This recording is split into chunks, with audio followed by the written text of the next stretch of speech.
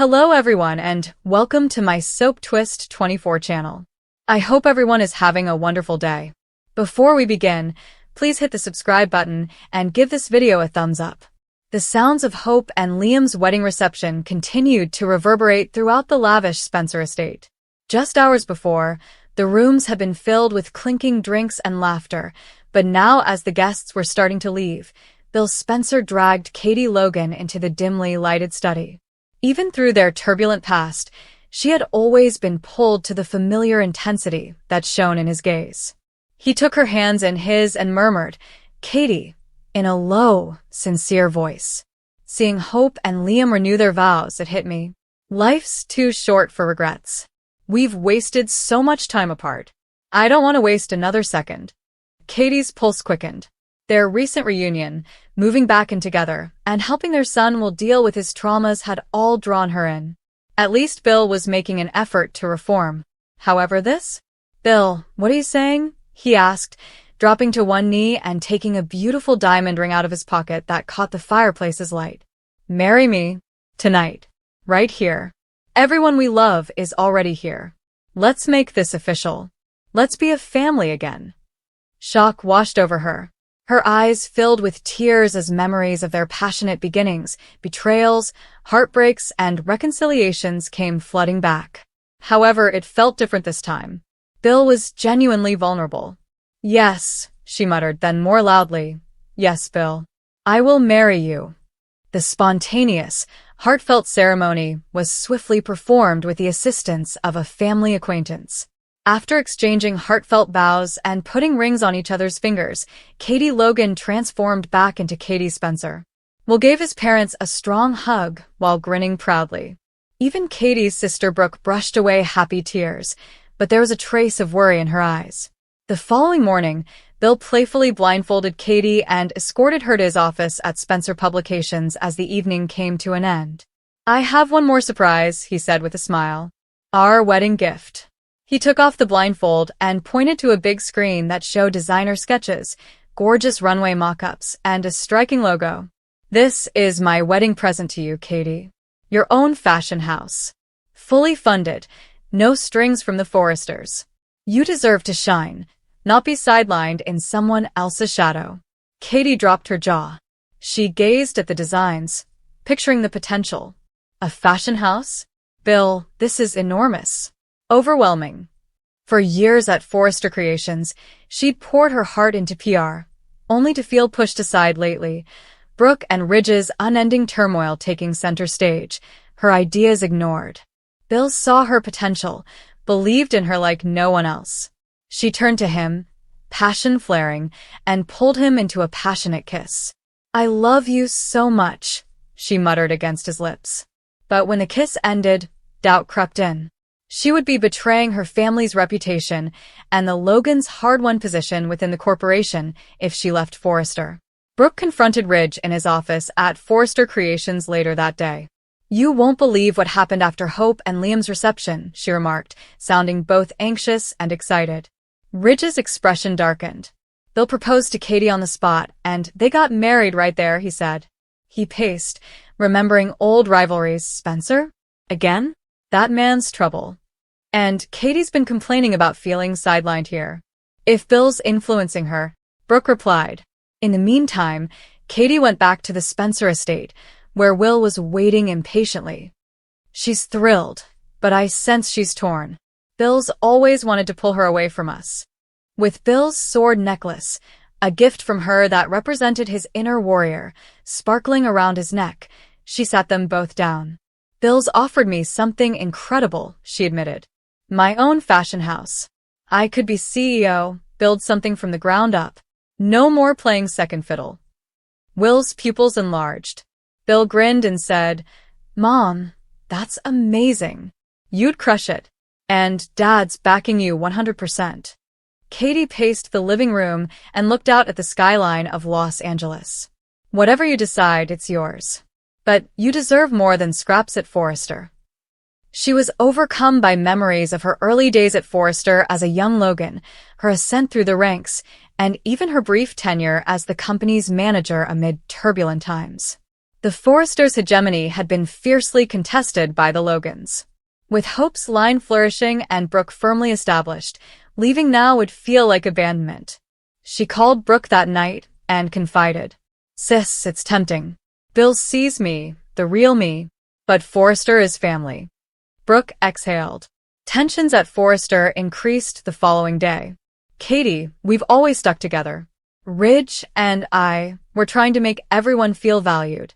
Don't let Bill sway you into something rash." Ridge convened a meeting to explore new campaigns focused on hope for the future and Brooke's bedroom. Ridge dismissed Katie's suggestions for PR synergy.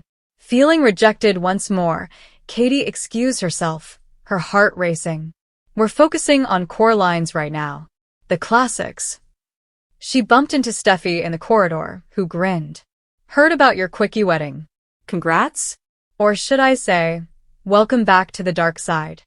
Katie shot back, "At least Bill appreciates my talents." Word spread quickly. Hope pulled Katie aside. "Aunt Katie, please don't go. We need you here." But the seed was planted. Bill's gift wasn't just a company. It was validation, power, independence. Over dinner that night, Katie opened up to Bill and Will. "What's holding me back is loyalty. The Logans built this with blood, sweat, and tears.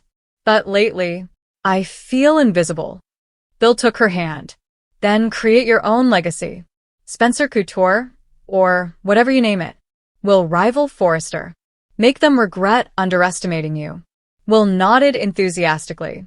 "Mom, you'd be unstoppable." Katie grappled inwardly. Accepting meant going to war, fashion wars that could split families apart. Rejecting meant remaining in an environment that devalued her. The following week, drama intensified. Thomas Forrester returned unexpectedly, surprising Steffi with his desire to reclaim his designer role. "I'm back for good," he declared. Steffi beamed, immediately clashing with Hope over replacing lesser designers like Deke. "Katie's news has everyone on edge," Steffi told Ridge. "If she leaves and starts a rival house," Ridge fumed. "Over my dead body." Spencer's meddling again. Brooke confronted Ridge. "You sidelined her. If Katie goes, it's on us." Meanwhile, Taylor warned Deacon about Sheila's spiraling behavior, jealousy over exclusions bubbling dangerously, but that was a sidebar to the brewing storm. Katie's decision loomed. She spent hours sketching ideas, envisioning collections that blended elegance with bold innovation. Bill supported silently, never pushing. One afternoon, alone in the Spencer garden, Katie reflected on her journey. From heart transplants to corporate battles, she'd survived it all. This was her chance to thrive. Finally, she gathered Bill and Will. "I've made my choice," she said, voice steady. "I'm accepting the gift. We're building this together, as a family." Bill's grin was triumphant. Will hugged her fiercely.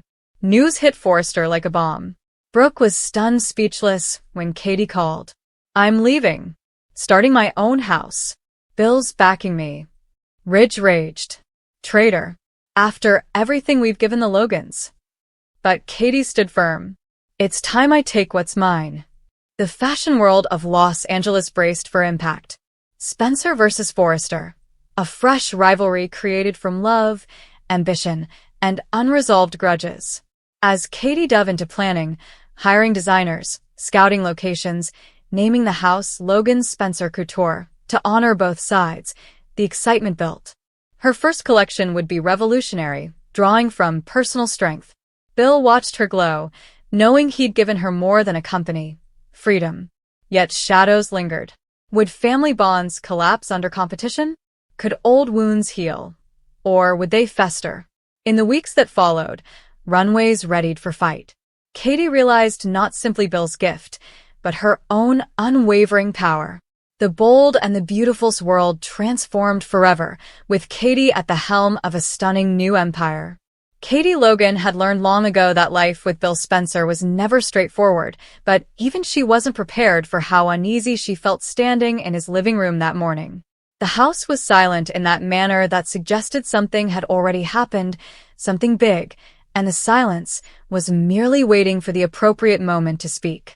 Sunlight flooded through the large windows, glinting off the polished flooring, but it did nothing to warm the knot developing in her gut. For weeks, Bill had been acting strangely, distracted phone calls, late nights, guarded smiles, and Katie had a gut feeling that whatever he was concealing was finally going to come to light. She reminded herself that her purpose was not to spy. She had come to deliver paperwork pertaining to Will. It was a straightforward, sensible task. But as she entered the room, she noticed a big, neatly wrapped box by the fireplace. It was tasteful, subtle, and totally at odds with Bill's typical simple interior design. Katie hesitated, her heart racing more than it ought to have. Bill had a reputation for explaining everything, especially when it came to gifts like this. Uninvited memories flooded in. The highs and lows of their marriage, the betrayals that still stung, the moments of tenderness that made it all confusing. Yes, Bill was capable of big gestures, but he was also capable of secrets that had a profound impact. This felt like one of the warning signs that Katie had learned to recognize. She slowly circled the box, as though it might suddenly become clear what it was used for. When Bill eventually entered the room, his reaction was swift. His confident stride paused, and for just a fleeting second, something like panic crossed his features. He masked it quickly, but Katie spotted it. She always did. Her gaze flicked from his face back to the box, and the air between them grew heavy with unspoken questions. She asked him about it, casually at first, trying to sound unconcerned. Bill's answer was too smooth, too rehearsed. He brushed it off as nothing important, something for later, and suggested they talk about Will instead. That only deepened her suspicion. Bill Spencer never deflected unless there was a reason, and Katie wasn't about to let this go. As the conversation moved awkwardly along, Katie noticed how Bill positioned himself, subtly blocking her view of the gift. It was a small gesture, but it spoke volumes. Her frustration grew, mixing with hurt and a creeping sense of dread. Whatever was inside that box mattered, and Bill didn't want her to know about it. After Bill stepped away to take a call, Katie's resolve hardened. She loathed the part of herself that still cared enough to be hurt, still needed the truth even when it could hurt worse. Slowly, almost against her better judgment, she stepped toward the box. Her hands trembled as she touched the wrapping, feeling the weight and shape of what lay beneath. She hesitated, remorse rushing in. She reminded herself of the commitments she'd made to trust her own strength, not to be lured back into Bill's pandemonium.